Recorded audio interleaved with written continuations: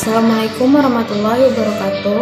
Perkenalkan, nama saya Ririn Arianti, jurusan Bahasa Inggris semester 2. Saya di sini ingin menjawab soal UAS dari mapel belajar dan pembelajaran.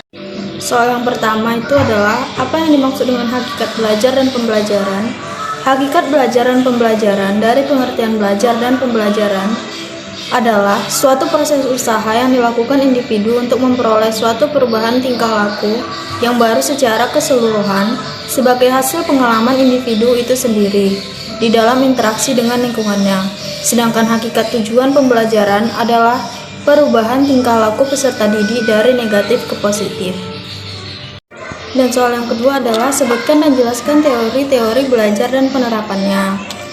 Macam-macam teori belajar yang pertama itu adalah teori behavioristik, yakni teori yang memiliki fokus pada hasil yang bisa diukur dan dilihat.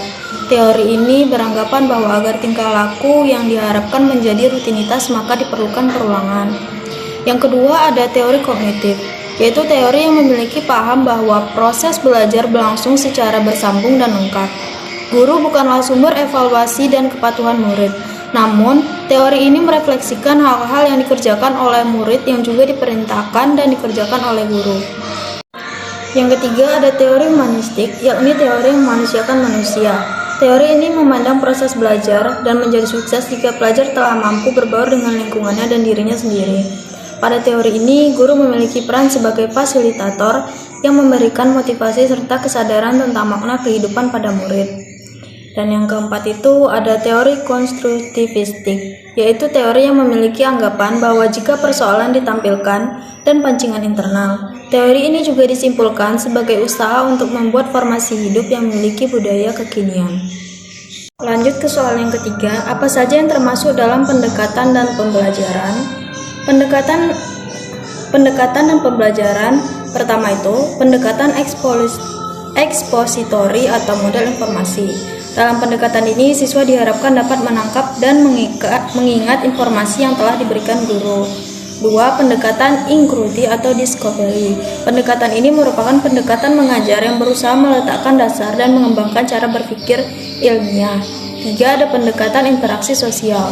Pendekatan ini menekankan terbentuknya hubungan antara individu dan siswa yang satu dengan siswa yang lain. Yang keempat itu ada pendekatan tingkah laku atau behavioral models. Aspek yang penting dan pendekatan ini ialah melatih siswa yang memperkuat respon siswa yang paling tepat terhadap stimulus. Yang kelima, pendekatan konstruktivisme. Peserta didik mengembangkan apa yang mereka ketahui melalui proses penyelesaian gagasan-gagasan baru dengan gagasan-gagasan yang telah dipelajari pada pengalaman sebelumnya. Dan yang keenam ada pendekatan kontekstual teaching and learning atau CTL. Pendekatan kontekstual merupakan konsep belajar yang mengaitkan antara materi pelajaran dengan situasi dunia nyata siswa. Keempat, apa maksud dari sumber belajar dan sebutkan macam-macam sumber belajar. Sumber belajar pada hakikatnya adalah segala sesuatu, baik benda, data, fakta, ide, orang, dan sebagainya yang bisa menimbulkan proses belajar. Contohnya buku paket, modul, LKS, lembar kerja siswa, relia, model, market, bank, museum, kebun, binatang, dan pasar. Macam-macam pelajaran pembelajaran yaitu message, people, materials, device, teach good, dan setting.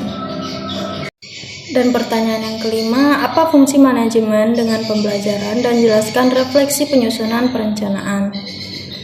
Perencanaan pembelajaran dapat menolong pencapaian suatu target atau sasaran secara lebih ekonomis, tepat, waktu, dan memberi peluang untuk lebih mudah dikontrol dan dimonitor dalam pelaksanaannya. Tahapan perencana pembelajaran dalam kurikulum mereka. Yang pertama, menganalisis capaian pembelajar atau CP. Yang kedua, untuk menyusun tujuan pembelajaran dan alur. Yang ketiga, tujuan pembelajaran. Yang keempat, perencanaan dan pelaksanaan asesmen. Yang kelima, diagnostik. Yang keenam, mengembangkan modul ajar. Yang ketujuh, penyesuaian pembelajaran dengan tahap, capaian, dan karakteristik peserta didik. Oke, sekian dulu. Itulah tadi soal UAS dari belajar dan pembelajaran. Terima kasih. Assalamualaikum warahmatullahi wabarakatuh.